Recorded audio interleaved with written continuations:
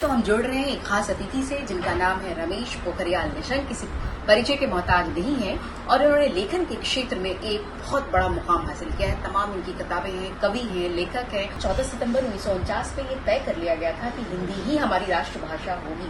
फिर आखिर अब तक क्यों नहीं हमारी जननी बन सकी है? आखिर अब तक क्यों हिंदी के साथ दोयम दर्जे का व्यवहार?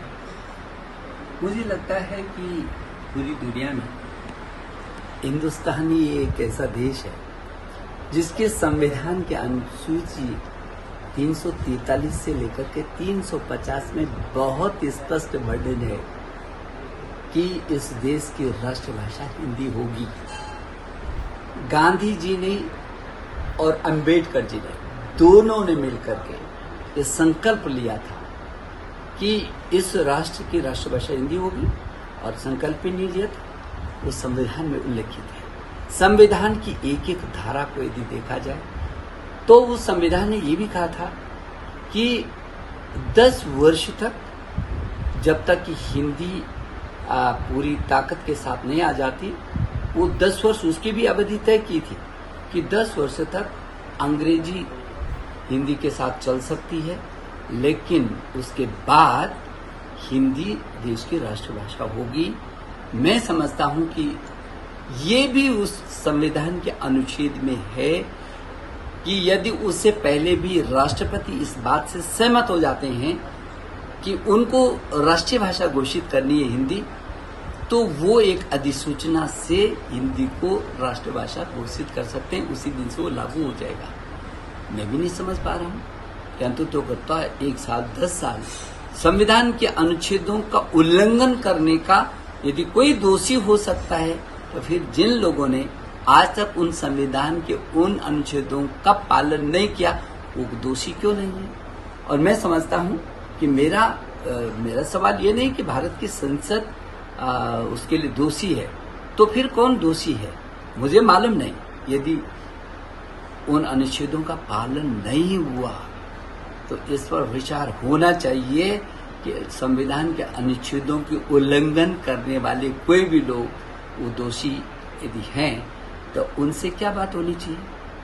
दूसरी बात ये कि आपने 10 साल नहीं तो 15 साल में 20 साल, 30 साल, 40 साल, आजादी के 75 वर्ष के बाद भी हम जहां के तहां हैं, और तर्क दिया जाता है जो तथाकथित उन लोगों से। मुझे तो उनकी बुद्धि पर तरस आता है। कहते हैं कि साहब हम अंतर्राष्ट्रीय स्तर पर जाना चाहते हैं, इसलिए बहुत जरूरी है कि अंग्रेजी है।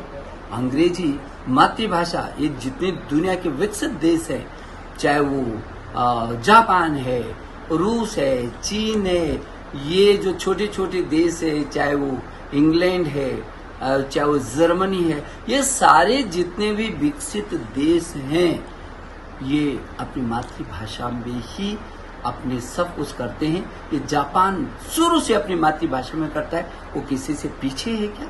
तो फिर हम अपनी मातृभाषा में क्यों नहीं कर सकते हैं? ये इजराइल हमारे बाद, हिंदुस्तान के बाद इजराइल आजाद हुआ, और इजराइल हमारे बाद आजाद हुआ, और जब उसकी भाषा जबकि ध्वस्त हो गई कि उसकी संस्कृति और उसकी भाषा खत्म हो गई थी, उसके बाद भी उन्होंने जब अपनी टीम बनाई और ये कहा कि कब से हम अपनी भाषा को लागू कर सकते हैं अपने प्रशासनिक कार्यों में, आम जन की भाषा बना करके इसको बढ़ सकते हैं, तो उस कमेटी ने, जब कमेटी ने रिपोर्ट दी और उनके राष्ट्रपति जी को उस रिपोर्ट दी, तो उन्होंने जिस दिन उस रिपोर्ट को प्रस्तुत किया, उन्होंने कहा कम से कम 3 वर्ष लगेंगे। और आपको मालूम है कि उसके राष्ट्रपति ने क्या कहा? 3 वर्ष का आज अंतिम दिन है। उसी दिन से 3 वर्ष की भी प्रतीक्षा नहीं की, और उसी दिन से अपनी राष्ट्रभाषा, आज इजराइल किसी से काम है? तकनीकी में काम है, विज्ञान में काम है, अनुसंधान में काम है, कहाँ काम है? तो फिर ये तर्क इस देश में क्यों दिया जाता है? एक गलत है। मैं सोचता हूं कि इसका अभियान होना चाहिए।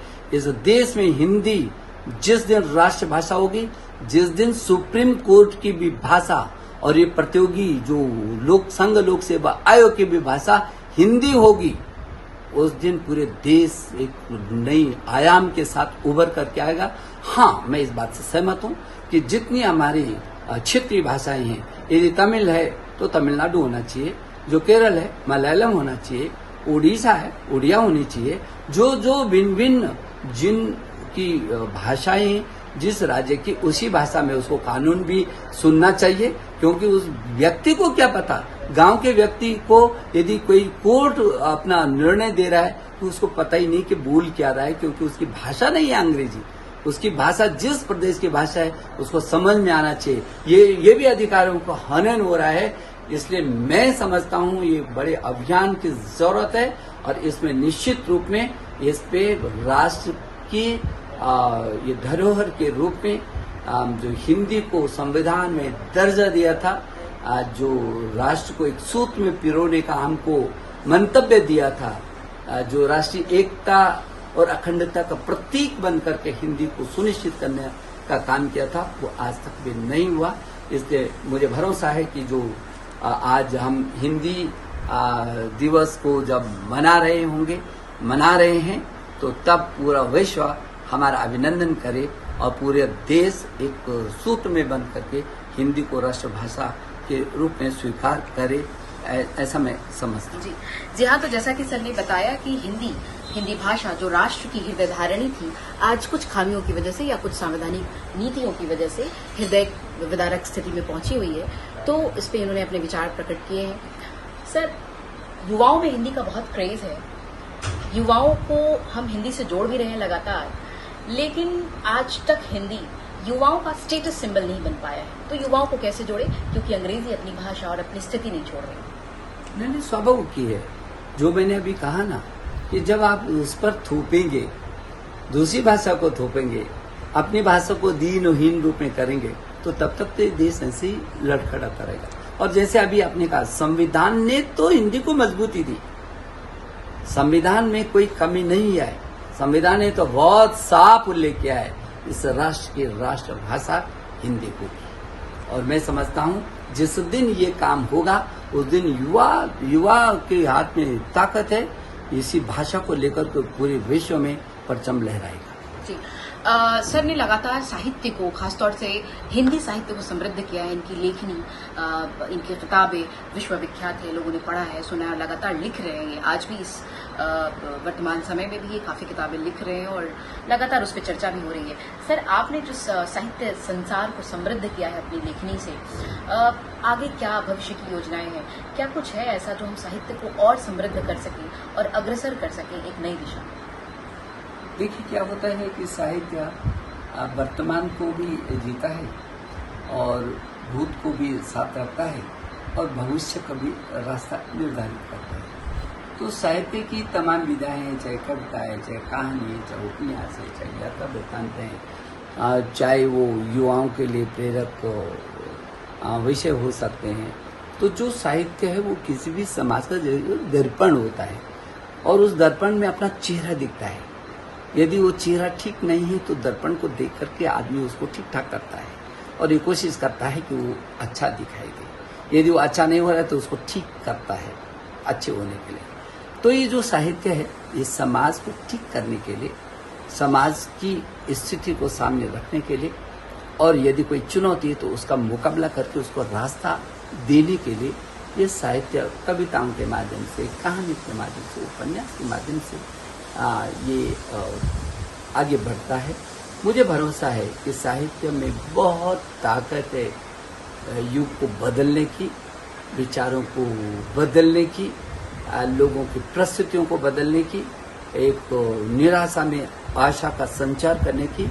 और इस वातावरण को जब सब लोग अपने सृजनात्मक भाव से इस दिशा में लिखेंगे, विभिन्न विधाओं में लिखेंगे और वो समाज के अंदर जब बिखरेगा तो उसकी जो सुगंध है वो हर व्यक्ति तक जाएगी और उस दिन मुझे लगता है कि निराशा का कहीं भाव नहीं होगा और जो तमाम समस्याएं जो लोगों ने ही खड़ी की है, लोग ही उसको समाप्त करेंगे। और ये हो सकता है कि सारे लोग विचारवान और सृजनकर्ता जो नैर्वाणिक दिशा में काम कर रहे हैं वो यदि एकजुट होकर के इस दिशा में काम करेंगे तो कोई मुश्किल नहीं है कि हम बिल्कुल एक नई धारा प्रवाह के साथ हिंदुस्तान को फिर ऊंचाइयों तक न केवल ले जा सकते हैं, बल्कि जिसके लिए ये पूरे विश्व में विख्यात है मेरा हिंदुस्तान, सर्वे भवन्तु सुखिनः सर्वे सन्तु निरामया, और पूरे विश्व को वसुधैव कुटुम्बकम की भावना ये पूरे विश्व का मार्गदर्शक हो सकता है।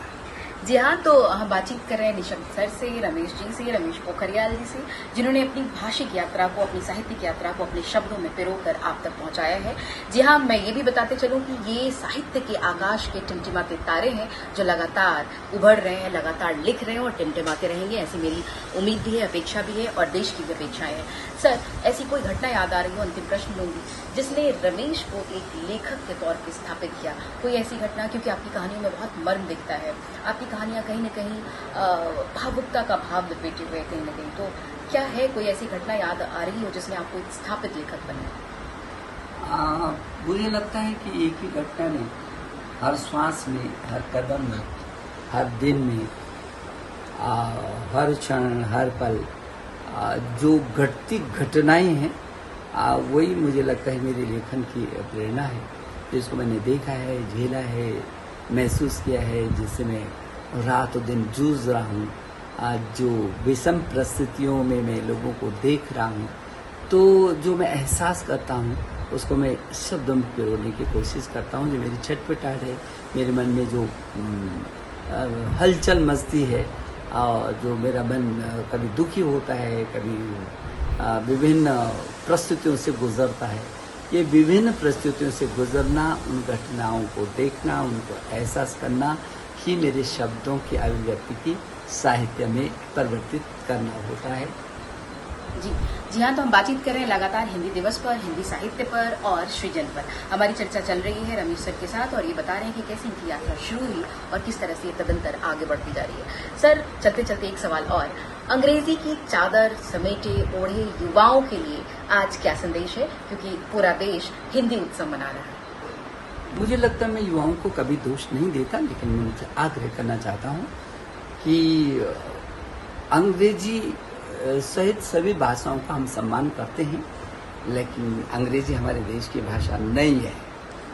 और आप हिंदुस्तान के हैं, एक बार आप भी मुहिम में आए, अपनी भाषा, अपना विश्वास, अपना संकल्प, अपना स्वाभिमान, अपना सम्मान को लेकर के हम विश्व भला पर जा सकते हैं, जा रहे हैं, कोई कमी नहीं है। इसलिए एक बार आए, ये संकल्प ले हम हिंदी दिवस के अवसर पर कि हम अपने राष्ट्र की जो हिंदी है, जो राष्ट्र की बिंदी है, राष्ट्र के माथे की बिंदी है, उसको हम रुकने नहीं देंगे, झुकने नहीं देंगे, उसको हम मिटने नहीं देंगे। बता रहे थे कि अगर हमने हिंदी को अपने मस्तक पे लगाया और माथे की बिंदी की तरह सजाया, तभी हिंदी हृदय धारिणी बने।